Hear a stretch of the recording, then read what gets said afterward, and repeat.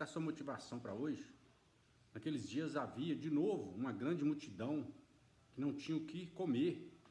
Jesus chamou os discípulos e disse: tenho compaixão dessa multidão, porque já faz 3 dias que está comigo e nada tem para comer. Se eu as mandar para casa sem comer, vão desmaiar pelo caminho, porque muitos deles vieram de longe. Os discípulos disseram: como poderia alguém saciá-los de pão aqui no deserto? Jesus perguntou: quantos pães tendes? Eles responderam: 7. Jesus mandou que a multidão se sentasse no chão, depois pegou os 7 pães, deu graças, partiu e ia dando aos seus discípulos para que os distribuísse para o povo. Nós temos relato da multiplicação dos pães que está no Evangelho de Marcos. Os discípulos têm consigo 7 pães, e nós sabemos que a palavra de Deus é marcada pela simbologia dos números. Não se trata de fazer numerologia, estejamos atentos. Por exemplo, o valor simbólico do número 7 equivale à plenitude, à perfeição. Então esse número 7 no Evangelho de hoje tem um significado importante, porque dizer que eles tinham 7 equivale a dizer que eles tinham tudo para oferecer à multidão. O problema se tornou a multidão, porque ter 7 pães não permitia dar de forma satisfatória comida para 4.000 pessoas, que era o número da multidão.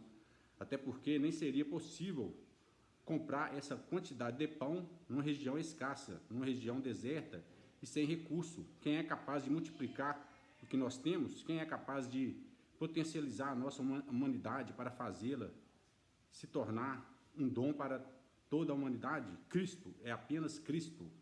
É ao seu comando que a multidão se senta e agora se torna expectante, espectadora do milagre de Deus. E nós somos assim, espectadores da graça de Deus, no sentido de que nós vemos a sua força agir, porque é Deus o protagonista e não somos nós. Por isso, o que aconteceu no Evangelho de hoje não foi uma mera partilha, foi a ação milagrosa de Deus, porque os nossos meios são sempre escassos, insuficientes.